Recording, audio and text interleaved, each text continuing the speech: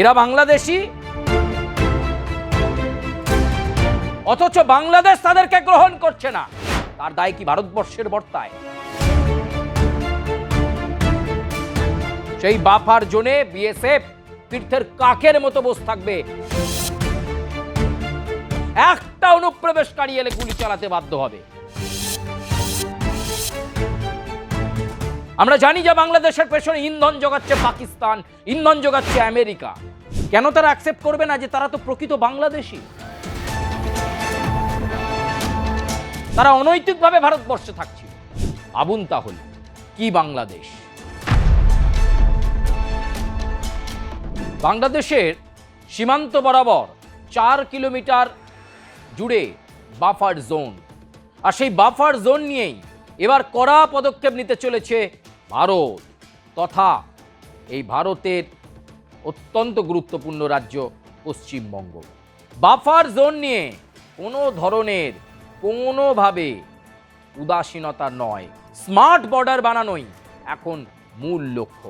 আসল অনুপ্রবেশকারীদেরকে বন্ধ করে দেওয়া, পূর্বাঞ্চল সিল করে দিলেই, পূর্বাঞ্চল বরাবর সীমান্ত সিল করে দিলেই সমস্ত খেলা শেষ। সমস্ত রকম অনৈতিক, বেআইনি অনুপ্রবেশকারী এবং বিভিন্ন অনৈতিক কাজ, এমনকি পাচার, বিভিন্ন ধরনের জিনিস, সেই সমস্ত কিছু এই পূর্বাঞ্চল সীমান্ত দিয়েই হয়ে থাকে। তাই এই পূর্বাঞ্চল সীমান্তটাকে লক করে দিলেই সমস্ত খেলা শেষ হয়ে যাবে। সময় যত গড়াচ্ছে স্মার্ট বর্ডারের দিকে ততটাই নজর বাড়তি দিচ্ছে বিএসএফ। কারণ কেন্দ্রীয় স্বরাষ্ট্রমন্ত্রী অমিত শাহ লক্ষ্যমাত্রা বেঁধে দিয়েছেন, নির্দিষ্ট সময়ের মধ্যে স্মার্ট বর্ডার তৈরি করে ফেলতে হবে। এদিকে যে সমস্ত অনুপ্রবেশকারীরা এই পশ্চিমবঙ্গে ঘাঁটি গেড়েছিলেন, ফেসিলিটি নিচ্ছিলেন, সুবিধা নিচ্ছিলেন, সমস্ত সরকারি সুবিধা এতদিন ধরে নিয়েছেন, তারা ভয়ে এবার চলে যাচ্ছেন বাংলাদেশে। কিন্তু তাদের কি পরিস্থিতি? তাদেরকে জিরো লাইনের রাত কাটাতে হচ্ছে।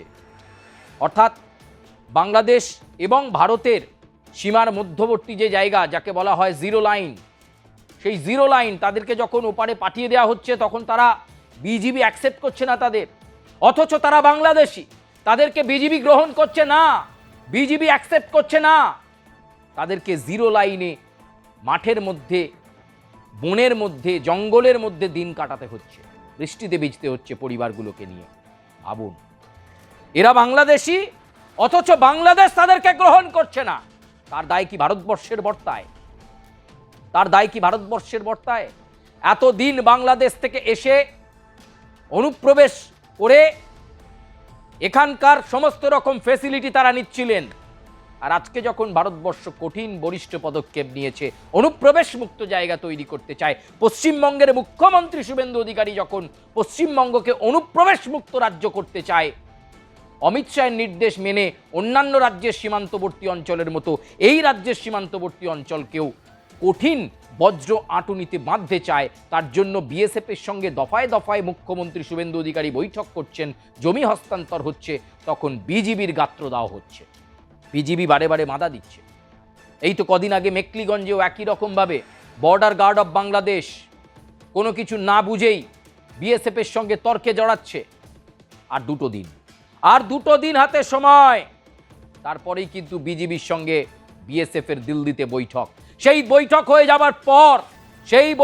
যাওয়ার পর বিএসএফ কিন্তু অন্য ঢঙে চলবে। আর যেখানে বাফার জোন রয়েছে, যে সমস্ত জায়গায় ভৌগোলিকভাবে অত্যন্ত শক্তপোক্ত, যেখানে এত বনাঞ্চল বা এত নদী বা এত কিছু রয়েছে যেখানে ফেন্সিং করা বা কাঁটাতার দেওয়া সম্ভব নয়, সেই বাফার জোন দিয়ে অনুপ্রবেশ হবে না। সেই বাফার জোনে বিএসএফ ক্যাম্প করবে, সেই বাফার জোনে বিএসএফ তীর্থের কাকের মতো বসে থাকবে। একটা অনুপ্রবেশকারী এলে গুলি চালাতে বাধ্য হবে। এরকমই একটি সিদ্ধান্তে যেতে চলেছে বিএসএফ। এরকম অনেক এলাকা রয়েছে, মালদার, মুর্শিদাবাদ, দিনাজপুর, কোচবিহার, এই সীমান্তবর্তী অঞ্চলগুলোর এমন অনেক এলাকা রয়েছে যেখানে কাঁটাতার নেই, বা আগামীতেও সেখানে কাঁটাতার দেওয়া সম্ভবপর হবে না, ভৌগোলিক অবস্থানটা এমন রয়েছে। তাই এই সমস্ত বাফার জোনে বাংলাদেশকে অনৈতিক কাজ করতে দেবে না ভারতবর্ষ। আমরা জানি যে বাংলাদেশের পেছনে ইন্ধন যোগাচ্ছে পাকিস্তান, ইন্ধন যোগাচ্ছে আমেরিকা। কিন্তু যত বড় দেশ তার তত বড় নিরাপত্তা আর তার তত বড় সুসংহতি।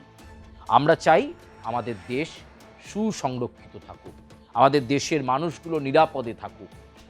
আর তাই অনুপ্রবেশকারী হাটাও, এই যে স্লোগান পশ্চিমবঙ্গের মুখ্যমন্ত্রী শুভেন্দু অধিকারী বেঁধে দিয়েছেন, সেটাকে সামনে রেখেই চলছে। কিন্তু যে মানুষগুলো বাংলাদেশ থেকে এসেছিল, অনুপ্রবেশ করেছিল, সেই মানুষগুলো দিন কাটাচ্ছে এখন নিরাশার নিশি অন্ধকারে। বিজিবি তাদেরকে বাংলাদেশে অ্যাকসেপ্ট করে নিচ্ছে না।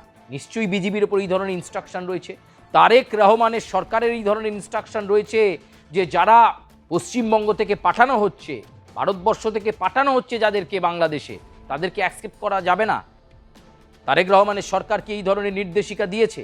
না হলে বিজিবি কেন জিরো লাইনেই ফেলে রাখছে এই সমস্ত মানুষকে, যাদেরকে বিএসএফ ব্যাক করিয়ে দিচ্ছে যে ফিরে যাও তোমার দেশে? তাদেরকে অ্যাকসেপ্ট করছে না বাংলাদেশ। ভয়ানক পরিণতি তৈরি করছে বাংলাদেশ, কিন্তু ভয়ানক পরিণতি তৈরি করছে। নিজেদের দেশের মানুষকেই নিজের অ্যাকসেপ্ট করছে না। অনুপ্রবেশকারীরা যখন ফিরে যাচ্ছে হাকিমপুরের বর্ডার দিয়ে, বিভিন্ন বর্ডার দিয়ে যখন বিএসএফ পাঠিয়ে দিচ্ছে ফিরে যাও, বিজিবিকে জানানো হচ্ছে, বিজিবি কিন্তু তখন অনেক ক্ষেত্রেই অ্যাকসেপ্ট করছে না। তার কারণ একটাই, নিশ্চয়ই অর্ডার রয়েছে, বাংলাদেশের নতুন সরকারের অর্ডার রয়েছে। সেই অর্ডারকে কার্যকর করবার জন্যই বর্ডার গার্ড অফ বাংলাদেশ এই ভূমিকা পালন করছে। জিরো লাইনে রাতের অন্ধকারে কাটাতে হচ্ছে ওই সমস্ত মানুষকে। মাঠের মধ্যে তারা শুয়ে রয়েছেন সীমান্তবর্তী অঞ্চলগুলোতে পরিবারগুলোকে নিয়ে।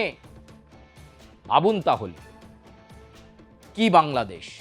তাদের মানুষগুলো চলে এলো এই পশ্চিমবঙ্গে। এবার যখন স্পেশাল ইন্টেন্সিভ রিভিশন হয়ে গেল, যখন তারা এবার ফিরে যাচ্ছে, কারণ তারা তো ভারতের নাগরিক নয়, তারা বাংলাদেশের নাগরিক, তারা যখন ফিরে যাচ্ছে তাদেরকে তখন border guard of Bangladesh BGB accept করছে না। নিশ্চয়ই সরকারি নির্দেশিকা রয়েছে যে ভারত থেকে যাদেরকে পুশব্যাক করা হবে তাদেরকে আমরা অ্যাকসেপ্ট করব কি করব না পরের বিষয়। তারা ওই জিরো লাইনের মধ্যেই বর্ডার অতিক্রম করে এসে সেইখানে মাঠেই তারা শুচ্ছে, সেইখানেই তাদের দিন কাটাচ্ছে। করুণ পরিণতি, করুণ পরিণতি। বাংলাদেশ এখনো বুঝতে পারছে না যে তারা কি তৈরি করছে। কেন তারা অ্যাকসেপ্ট করবে না তাদের নাগরিকদেরকে? কেন তারা অ্যাকসেপ্ট করবে না যে তারা তো প্রকৃত বাংলাদেশী, তারা অনৈতিকভাবে ভারতবর্ষে থাকছিল? 8 তারিখের পর কিন্তু এই সব জিনিস আর চলবে না। 15ই জুন কেন্দ্রীয় স্বরাষ্ট্রমন্ত্রী অমিত শাহ আসছেন, রাজ্য তথা দেশের বিভিন্ন গুরুত্বপূর্ণ সীমান্তবর্তী অঞ্চলগুলোতে পরিদর্শন করবেন। কাঁটাতারের কাজ কীরকম চলছে দেখবেন।